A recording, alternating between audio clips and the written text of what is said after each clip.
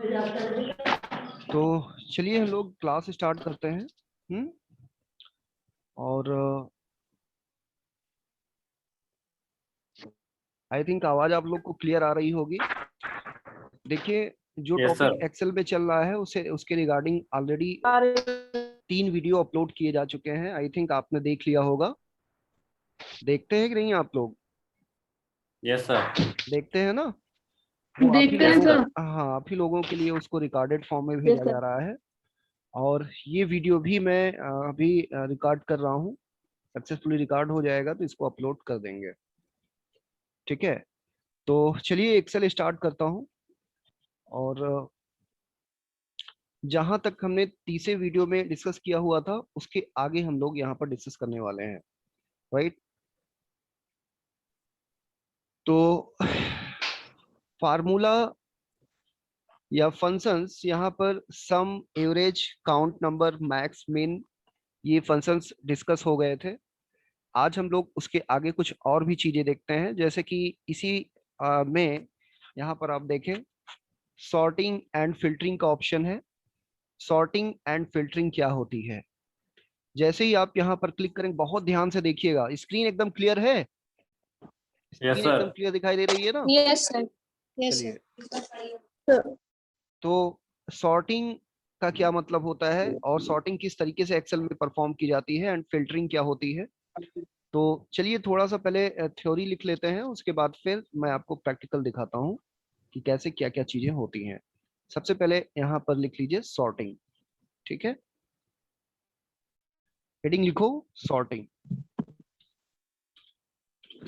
लिखते भी चलिएगा सभी लोग, नोट्स भी ताकि अच्छे से बन जाए। तो सॉर्टिंग होती क्या है? इज द प्रोसेस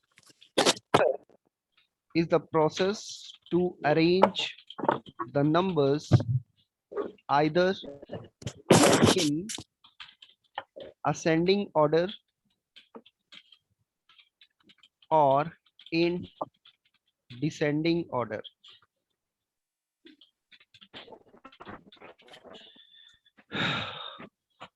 ओके, तो सॉर्टिंग एक ऐसी प्रक्रिया है, एक ऐसी प्रोसेस है जिसके अंतर्गत नंबर्स आप या तो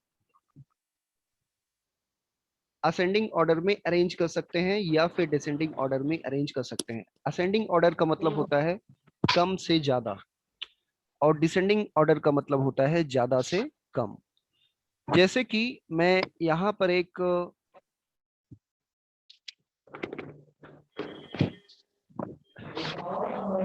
टेबुलर डेटा लिखता हूँ।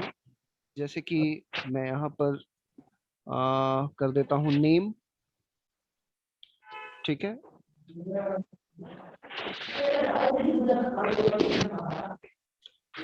इसी तरीके से जनवरी, इसी तरीके से फरवरी, और इसी तरीके से मार्च। ठीक है, और यहाँ पर मैं कुछ वैल्यूज भी लिख देता हूँ। ठीक है, मान लीजिए कि राम, श्याम,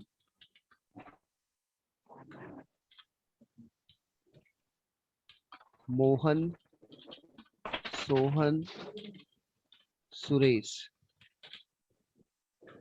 इसी तरीके से जनवरी मंथ में सेल्स मान लीजिए है 20 डिवाइसेस, फरवरी में 32, एंड मार्च में 25, 45। इसी तरीके से यहाँ पर कुछ वैल्यूज रख दीजिए। ठीक है, अकॉर्डिंग टू योर सेल्फ, जो भी वैल्यू आप रखना चाहते हैं। तो मैं यहाँ पर कुछ इस तरीके से वैल्यूज रख देता हूँ।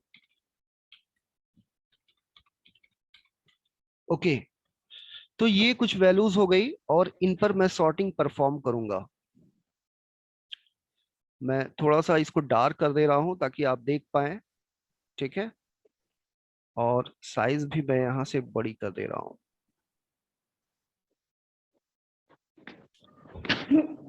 तो देखिए, पहले हम लोग नंबर पर सॉर्टिंग करते हैं। नंबर पर सॉर्टिंग किस तरीके से की जाती है? जैसे कि ये कॉलम आप देखिए, दिस इज ई कॉलम, और यहाँ पर मुझे सॉर्टिंग परफॉर्म करना है।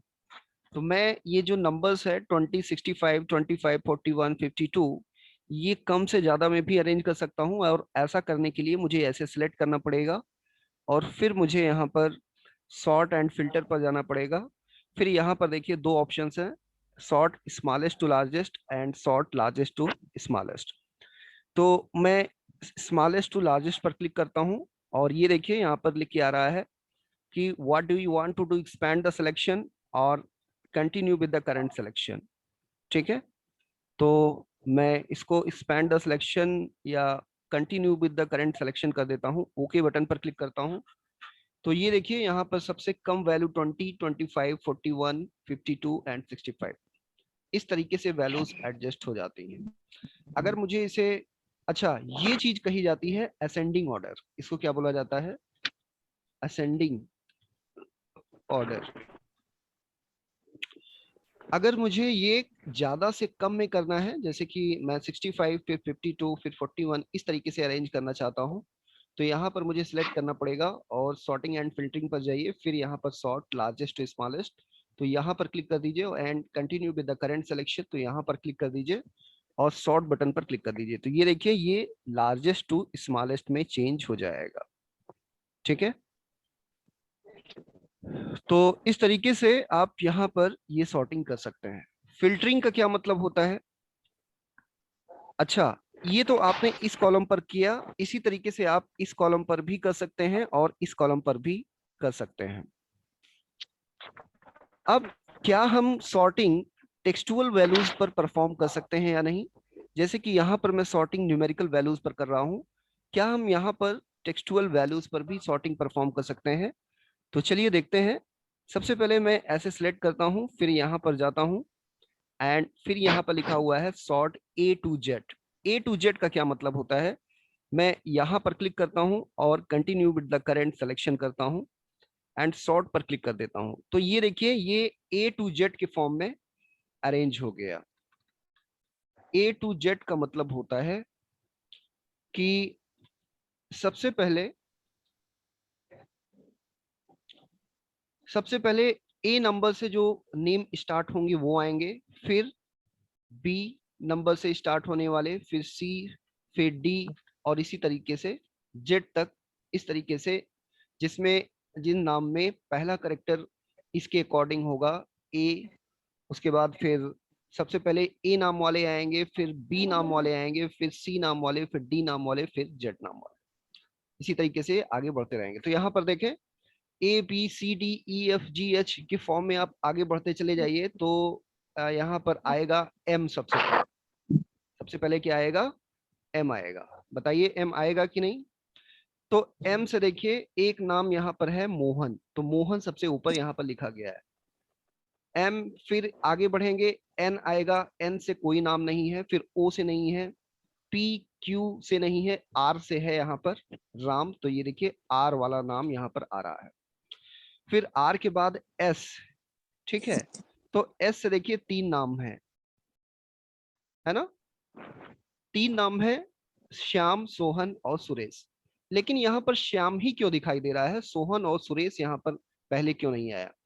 तो जब पहला नेम यहाँ पर पहला करेक्टर कॉमन हो जाता है तो दूसरा करेक्टर देखा जाता है। तो दूसरा करेक्टर यहाँ पर देखिए, तो दूसरा करेक्टर आप देखेंगे तो यहाँ पर देखिए एच है।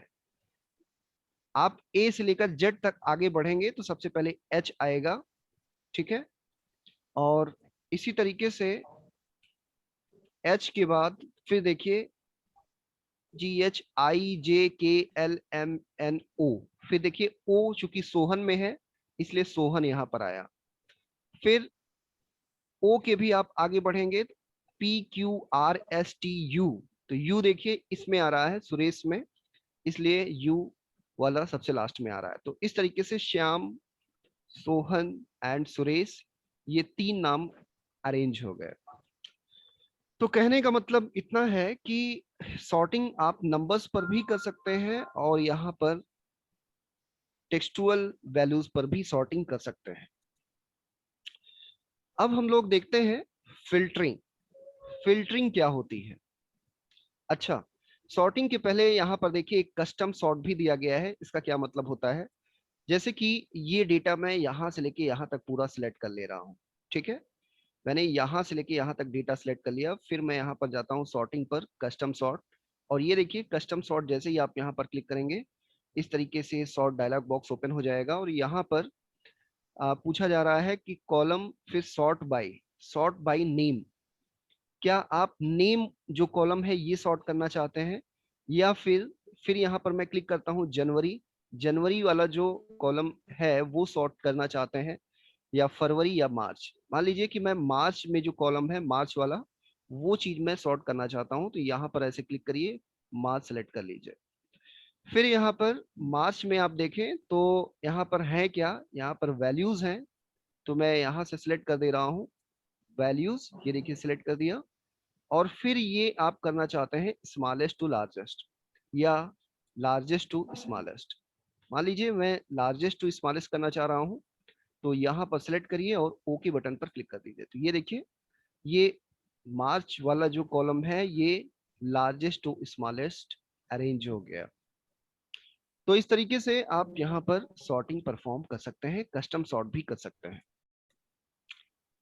ओके, अब हम लोग यहाँ पर देखते हैं फिल्टरिंग। फिल्टरिंग क्या होती है?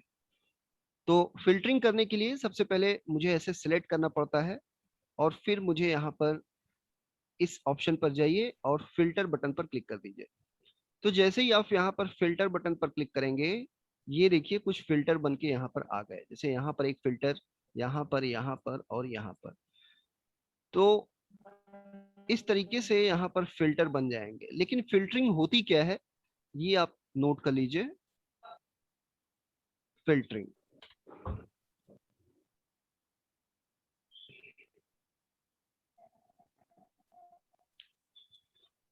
तो इसको लिख लीजिएगा, filtering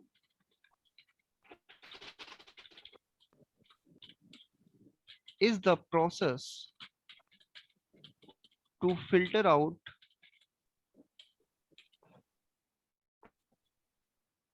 some data on the basis of some conditions from the data pool. Filtering होती क्या है? Filtering is the process to filter out some data on the basis of some conditions from the data pool. मतलब data pool से कुछ specific information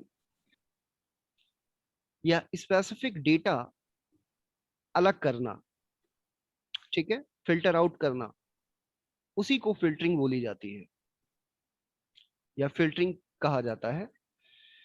अब suppose that कि यहाँ पर क्या आवाज क्लियर आ रही है या स्क्रीन दिखाई दे रही है? सभी लोग रिप्लाई करें। यस सर, क्लियर है Okay. सब। तो जैसे यहाँ पर आप देखिए कि जनवरी मंथ में यहाँ पर जो सेल्स हुई है, ये सपोज दैट सेल्स रिपोर्ट है, ठीक है, सेल्स रिपोर्ट। तो जनवरी मंथ में जो सेल्स हुई हैं उसमें मुझे ये फाइंड आउट करना है कि किन किन लोगों ने 50% से ज्यादा सेल किया हुआ है। आप जरा देखिए तो यहाँ पर मोहन राम, ये दोनों लोग 50% से ज्यादा सेल किए हुए हैं। देखिए वैल्यूज जो है वो 52, 65 है। और 3 लोग यहाँ पर ऐसे हैं, श्याम, सोहन और सुरेश, जो कि 50% से कम सेलिंग किए हुए हैं। तो ये तो मान लीजिए 5 रिकॉर्ड है यहाँ पर।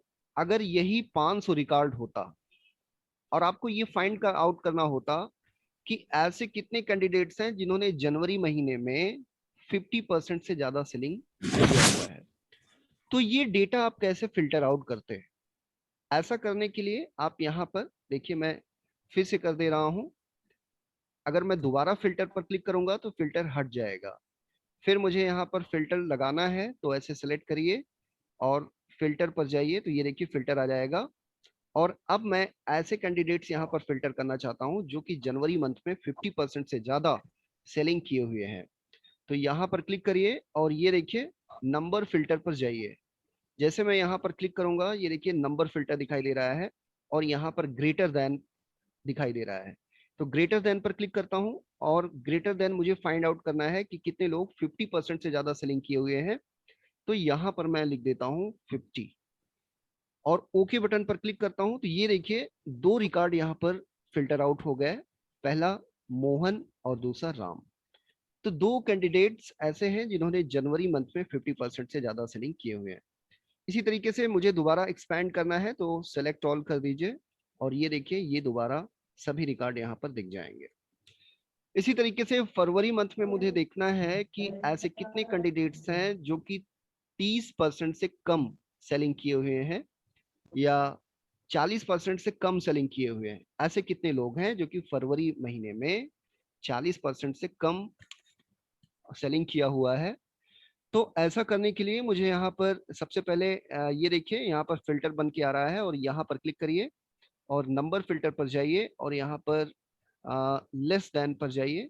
लेस देन और लेस देन कितना 40%, तो यहाँ पर 40 कर दीजिए और ओके बटन पर क्लिक कर दीजिए। तो 3 कैंडिडेट्स हैं जो कि फरवरी महीने में 40% से कम सेलिंग किए हुए हैं। कौन कौन? मोहन, सोहन और सुरेश। तो इस तरीके से आप यहाँ पर फिल्टरिंग लगा सकते हैं। फिल्टरिंग का मतलब होता है कि कुछ डेटा फिल्टर आउट करना, कुछ इंफॉर्मेशन फिल्टर आउट करना फ्रॉम द डेटा पूल।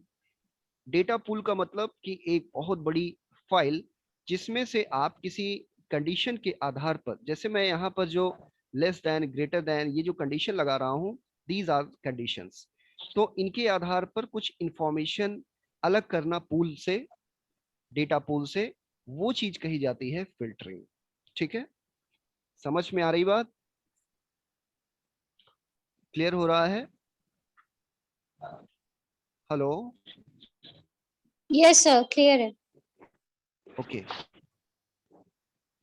आगे बढ़ते हैं।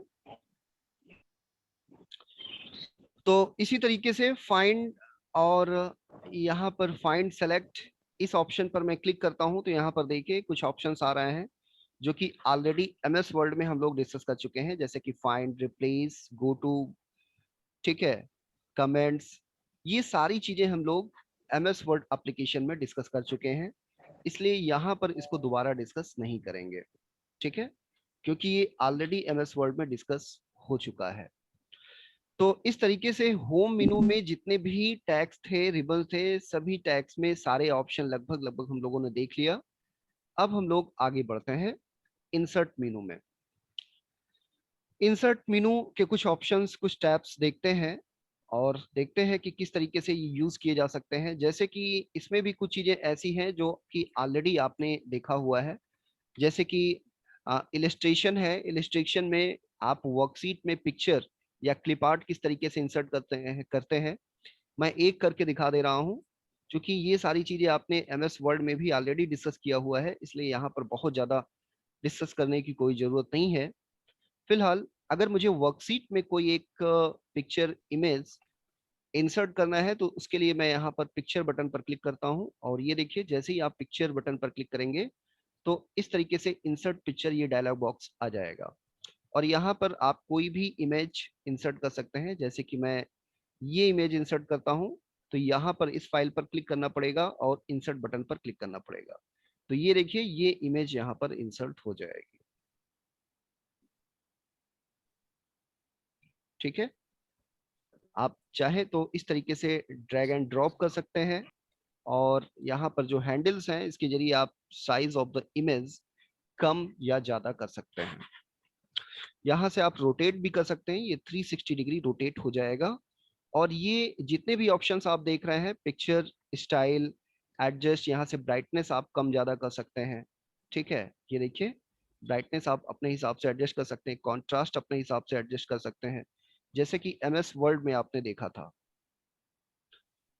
इसी तरीके से रिकलरिंग भी आप यहाँ पर कर सकते हैं, ये देखिए रिकलरिंग दिखाई दे रही है। और इसी तरीके से यहाँ पर देखिए पिक्चर स्टाइल्स, और यहाँ पर आप क्लिक करें तो ये अलग अलग स्टाइल्स में ये चीजें एडजस्ट हो सकती हैं। राइट, तो इस तरीके से आप कोई इमेज यहाँ पर इंसर्ट कर सकते हैं। फिर यहाँ पर देखें पिक्चर शेप। पिक्चर शेप तो आपने देखा ही, ये अलग अलग शेप में आप इसको एडजस्ट कर सकते हैं। उसके लिए आप सबसे पहले यहाँ पर क्लिक करेंगे, तब ये मेनू आएगी। आप देखिए कि यहाँ पर मैं क्लिक कर रहा हूँ, पिक्चर पर क्लिक नहीं कर रहा हूँ, यहाँ पर क्लिक कर रहा हूँ तो व्यू के बाद कोई मेनू नहीं आ रही है। लेकिन यहाँ पर क्लिक कर रहा हूँ पिक्चर पर, तो ये देखिए फॉर्मेट आ जा रहा है और फॉर्मेट के अंतर्गत ये सारे ऑप्शंस आ रहे हैं। तो अगर मुझे इमेज पर ऑपरेशन परफॉर्म करना है तो मुझे इमेज पर क्लिक करना पड़ेगा, तभी ये ऑप्शंस आएंगे। और ये देखिए पिक्चर शेप, यहाँ पर क्लिक करिए तो जिस भी शेप पर आप क्लिक करेंगे उस शेप के हिसाब से ये पिक्चर ऑटोमेटिकली एडजस्ट हो जाएगी। ये देखिए,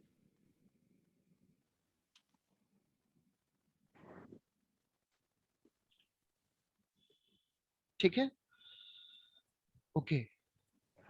फिर यहाँ पर यस सर। पिक्चर बॉर्डर पर क्लिक करें तो यहाँ पर ये जो बॉर्डर दिखाई दे रहा है, इससे रिलेटेड आप सेटिंग परफॉर्म कर सकते हैं। जैसे कि मुझे और भी विड्थ वाइड करना है तो ये देखिए मैं यहाँ पर क्लिक कर रहा हूँ तो ये बॉर्डर और भी वाइड हो जाएगा।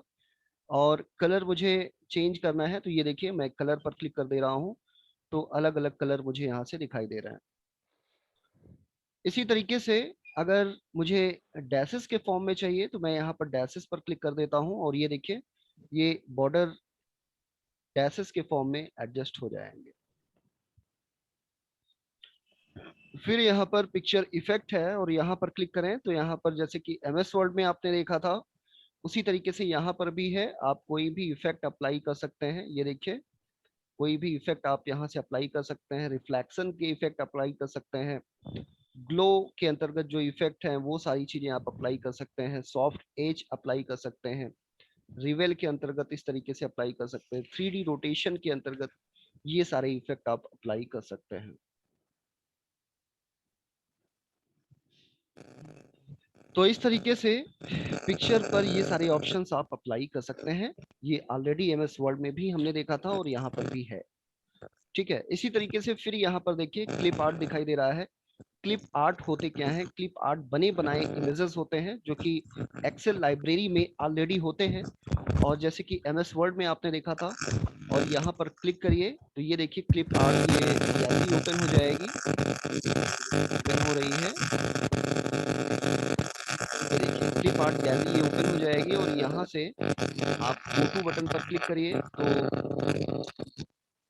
मैं फिर से करता हूँ इसको। ये देखिए गो टू बटन पर क्लिक करता हूँ तो जितने भी यहाँ पर क्लिप आर्ट होंगे वो सारे यहाँ पर डिस्प्ले हो जाएंगे। ये देखिए, और यहाँ से कोई भी एक क्लिप आर्ट आप सिलेक्ट कर लीजिए। तो मैं ये सिलेक्ट कर लेता हूँ, तो क्लिक करता हूँ यहाँ पर और इंसर्ट पर क्लिक कर देता हूँ। तो ये देखिए ये क्लिप आर्ट यहाँ पर आ जाएगा। और इस पर जो ऑपरेशन आप इमेज पर परफॉर्म कर सकते हैं वही सारे ऑपरेशन आप इस इमेज पर भी परफॉर्म कर सकते हैं। तो इस तरीके से आप क्लिप आर्ट इंसर्ट कर सकते हैं। फिर यहाँ पर आप देखें इंसर्ट पर जाइए और शेप्स, तो शेप आपने देखा ही MS वर्ड में जैसे शेप्स इंसर्ट करते थे उसी तरीके से आप यहाँ पर भी शेप्स इंसर्ट कर सकते हैं। ये देखिए यहाँ पर मैंने क्लिक किया और ये ऐसे ड्रैग कर देता हूँ तो ये देखिए इस तरीके से शेप आ जाएगा। कोई दूसरा शेप मुझे इंसर्ट करना है तो इंसर्ट पर जाइए और शेप पर जाइए और यहाँ से कोई दूसरा इमेज आप इंसर्ट कर दीजिए। तो ये देखिए इस तरीके से ये शेप आ जाएगा। यहाँ पर एलो बटन्स बनी हुई हैं जिसके जरिए आप शेप में परिवर्तन कर सकते हैं। जैसे कि ये मैं एलो बटन पकड़ के ये देखिए ड्रैग कर रहा हूँ तो ये देखिए शेप कुछ इस तरीके से एडजस्ट हो जा रहा है। फिर मैं इसको ड्रैग कर रहा हूँ तो ऐसे एडजस्ट हो जा रहा है। फिर मैं यहाँ पर क्लिक कर रहा हूँ तो ये देखिए ये इस तरीके से अपने हिसाब से एडजस्ट हो जा रहा है। तो ये चीज भी आप यहाँ से कर सकते हैं। फिर यहाँ पर देखिए शेप स्टाइल है, फिर यहाँ से आप कोई दूसरी स्टाइल भी इस पर अप्लाई कर सकते हैं। ये देखिए यहाँ पर कलर्स वगैरह दिए गए हैं, आप कोई भी कलर यहाँ पर ले सकते हैं, ठीक है। फिर यहाँ पर सेव फिल है, अगर ये जो कलर है इसके स्थान पर मुझे कोई दूसरा कलर फिल करना है तो ये देखिए सेव फिल पर आप जाएंगे और यहाँ से इस तरीके से कोई भी कलर आप चूज कर ले। इसी तरीके से शेप आउटलाइन है, outline means just border of the shape. अगर ये चेंज करना है तो यहाँ पर आप क्लिक करें और कोई भी एक आउटलाइन यहाँ से ले लें। आउटलाइन मुझे और भी डार्क करना है तो उसके लिए मुझे यहाँ पर वेट पर जाना पड़ेगा और यहाँ पर देखिए आप कोई और भी वाइट आउटलाइन यहाँ से ले सकते हैं। इसी तरीके से सेप इफेक्ट, जैसा कि आपने देखा था, यहाँ पर भी हम लोग सेप इफेक्ट अप्लाई कर सकते हैं अपने हिसाब से। ठीक है, तो ये काम भी यहाँ पर आप कर सकते हैं। तो इस तरीके से आप यहाँ पर सेप इंसर्ट कर सकते हैं। फिर यहाँ पर स्मार्ट आर्ट है। स्मार्ट आर्ट MS वर्ड में भी हम लोगों ने डिस्कस किया हुआ था, यहाँ पर भी है। ठीक है, स्मार्ट आर्ट का मतलब होता है कि एक बने बनाए ग्राफिक्स जिसमें आप कोई न्यूमेरिकल या टेक्सचुअल वैल्यू लिख सकते हैं आर्टिस्टिक तरीके से, कलात्मक तरीके से। उसके लिए यहाँ पर डिफरेंट डिफरेंट फॉर्मेट्स होते हैं। ये देखिए, यहाँ पर आप ऐसे ड्रैग करके फॉर्मेट देख सकते हैं, और इसमें से कोई भी एक फॉर्मेट जो भी आपको सेलेक्ट करना है वहां पर आप क्लिक करिए। जैसे कि मैं यहाँ पर क्लिक करता हूँ, ये देखिए, और ओके बटन पर क्लिक कर देता हूँ, तो ये देखिए एक स्मार्ट आर्ट यहाँ पर आ जाएगा। और फिर आप यहाँ पर कुछ वैल्यू भर सकते हैं। जैसे कि मैं यहाँ पर वैल्यू भरने के लिए, ये देखिए 2 हैंडल्स दिखाई दे रहे हैं, यहाँ पर मैं क्लिक करता हूँ तो मैं वैल्यू भरता हूँ, जैसे कि सुल्तानपुर। इसी तरीके से मुझे नेक्स्ट पर जाना है तो पेज डाउन या बटन आप प्रेस करिए या इंटर बटन प्रेस करिए, फिर यहाँ पर जो भी लिखना हो लिख सकते हैं।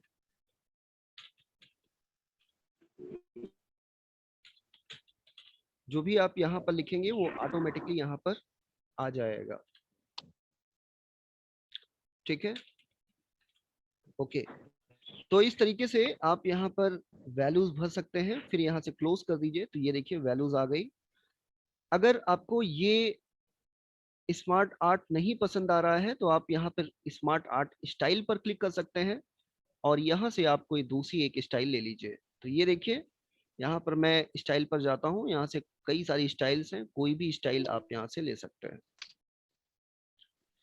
यहाँ पर चेंज कलर है, आप चाहें तो यहाँ पर कलर भी चेंज कर सकते हैं। ये देखिए तमाम तरह के कलर्स यहाँ पर दिए गए हैं।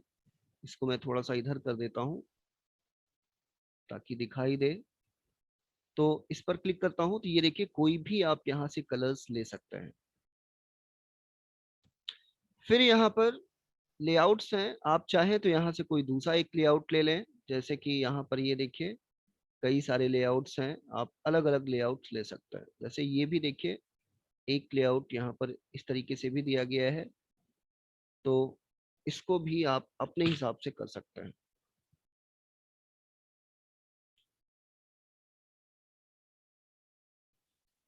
ठीक है, तो दीज आर स्मार्ट आर्ट जो कि आप अलग अलग तरीके से यूज कर सकते हैं। ओके, उसके बाद फिर यहाँ पर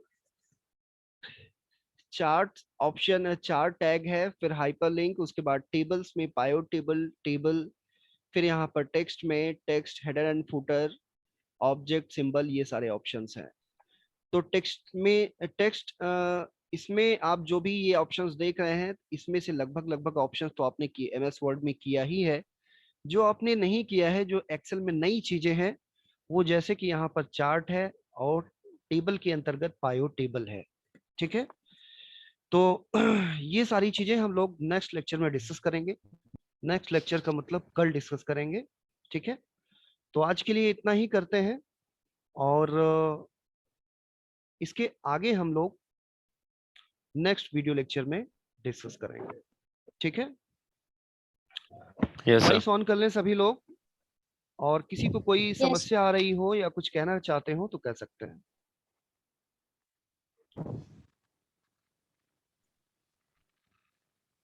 No, sir, कोई प्रॉब्लम नहीं है। हाँ बताएं।